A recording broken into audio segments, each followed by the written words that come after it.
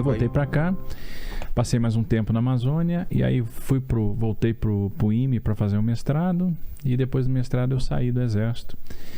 Fiz o concurso para Controladoria Geral da União. Aí passei, fui para a Controladoria Geral da União, então voltei para Brasília como auditor da CGU. E fui trabalhar na área de combate à corrupção. Totalmente fora da sua área, né? Por que foi essa decisão? Porque é o seguinte, assim, na época eu estava querendo dar outros voos, né? Tinha uma questão, obviamente, que pegava, que era salário. O salário do Exército era muito baixo. Eu lembro quando eu fiz a prova para a controladoria, eu até brincava, fui promovido a general. Porque eu ganhava como capitão, acho que 5 mil bruto, dava 3 mil e pouco líquido. E eu fiz a prova da CGU e entrei ganhando a mesma coisa que um general de divisão ganhava. Olha só. Abri o concurso, eu não sabia nem o que a controladoria fazia. Eu vi assim a parte do edital, o salário, de para que eu vou? É para lá. Para lá que eu vou. Aí fiz a prova, né? E fui descobrir lá depois, né? Que é um órgão de controle interno, faz combate à corrupção e tal. E fui trabalhar lá com auditoria de obras públicas. Em qual governo? No governo, eu entrei lá no governo Lula. Mas era servidor de carreira, concursado, né, tal. E, enfim, fui mexer com auditoria de obras públicas e vi muito problema. Tipo? Muito superfaturamento, né? Muito sobrepreço. Obra parada. Obra que o dinheiro era desviado, ela não andava. Serviço mal feito, feito pela metade. Serviço faturado, pago e não realizado. Né? Material diferente, especificação diferente daquela que tinha sido contratada, até começar a entrar em fraudes mais sofisticadas, né? Por exemplo, quando o projeto de engenharia já nascia fraudado do berço. Então eles faziam, por exemplo, um modelo digital de terreno adulterado em gabinete para gerar volumes de terraplanagem inexistentes. Nossa! Então a gente começou a também, como eu cheguei lá com muita experiência em obra, a gente começou a sofisticar a análise, sofisticar a auditoria e começar a pegar também fraudes mais sofisticadas. Aí começamos a travar a turma. Peneirar tudo lá. Peneirar a turma, apontar desvios, né? Pedir ressarcimento. O pessoal deve ter adorado, né? Você chegou lá. Fazer operações de polícia conjuntas com a Polícia Federal. Fizemos muita operação. Ah, é? A CGU tinha uma área de operações, né? Mas você tinha o poder de acionar isso? Então, quando você via alguma irregularidade? Você às vezes via uma irregularidade. Aqui tem cheiro, né? Aqui tem cheiro de problema.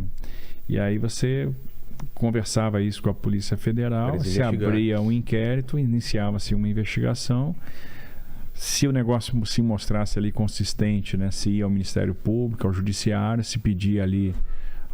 aí se pedia quebra de sigilo, interceptação telefônica, aí a investigação tomava corpo mesmo até eclodir como uma operação. Entendi.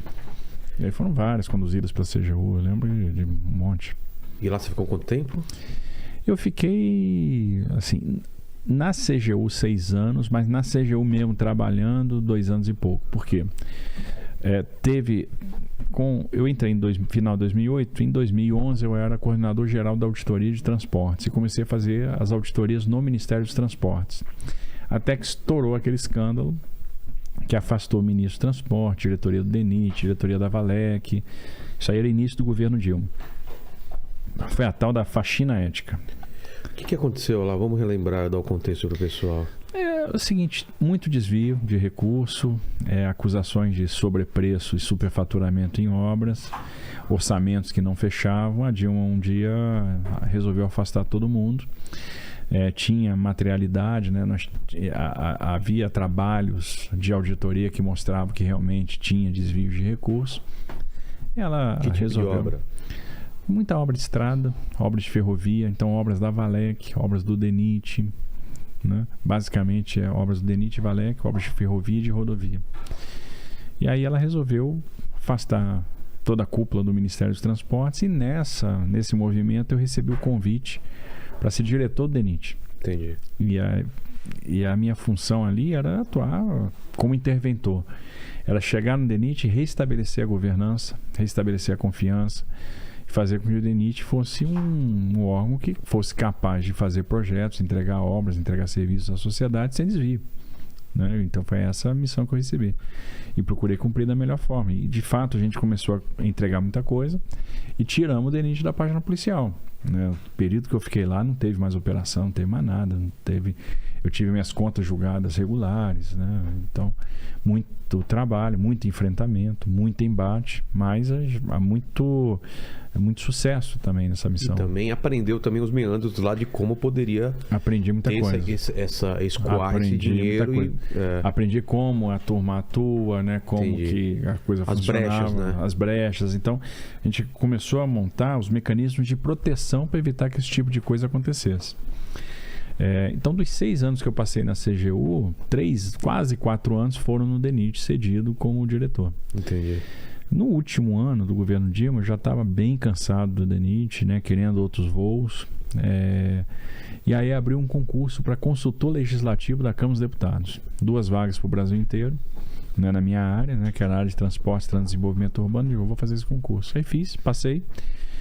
E fui para a Câmara dos Deputados. O outro lá que pegava tudo em primeiro lugar, como que era? O Cavalcante. Não, graças a Deus, esse então beleza. Se não era você e ele, né? Aí passei e fui para lá. Fui para a Câmara. E aí fui aprender alguma coisa sobre legislativo, né? Sobre poder legislativo. Que eu trabalhei na Câmara dos Deputados 1 ano e meio como consultor. O que o consultor faz? O consultor, ele auxilia o parlamentar.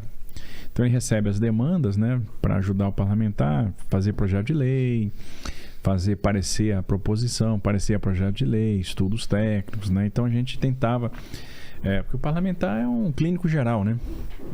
Ele acaba tendo que participar de várias comissões, ele vota sobre todos os assuntos, ele às vezes precisa da orientação, então ele demandava a consultoria para ter essa assessoria, para ter a informação, para propor algum projeto de lei numa determinada área, para fazer a relatoria de um determinado projeto numa determinada área.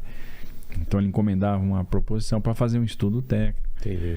Né? Então a gente fazia esse trabalho na consultoria, até que a Dilma sofre o impeachment. E um dia o telefone toca e era o Moreira Franco, né, dizendo: olha, fiquei sabendo que você tem experiência com infraestrutura, nós vamos criar uma área dedicada a fazer concessões e privatizações. Temer, né? E a gente quer saber se você não quer ser o secretário de projeto dessa área, se você não quer tocar os projetos de concessão e privatização. Falei, quero, tem interesse. E fui para o governo Temer para fazer concessões e privatizações. Nós fizemos 127 leilões em 2 anos e meio. Basicamente leilões de energia. Eu nem lembrava que ele ficou tanto tempo assim, 2 anos e meio.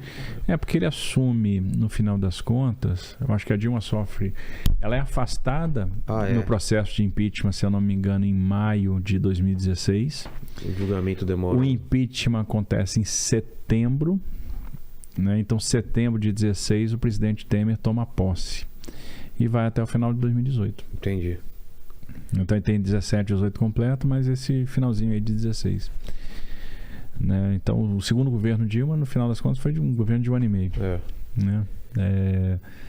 1 ano e 5 meses.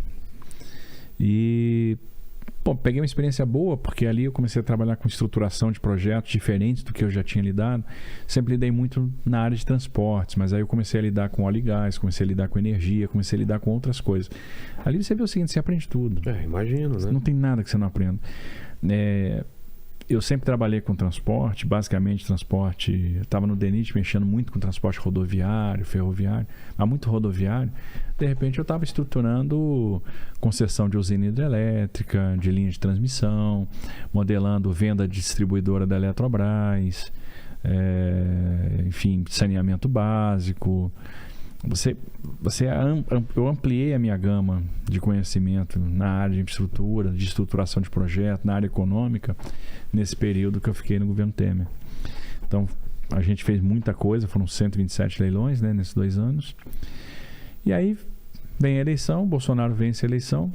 É engraçado, Bolsonaro do Exército, eu também. Mas ele, você capitão, já eu também. Ele antes? Não tinha nenhuma ligação. Nenhuma ligação. Mas assim, eu conversava com o Bolsonaro no corredor da Câmara, assim, às vezes tinha um colega que me apresentava ele: Bolsonaro, esse aqui é capitão também.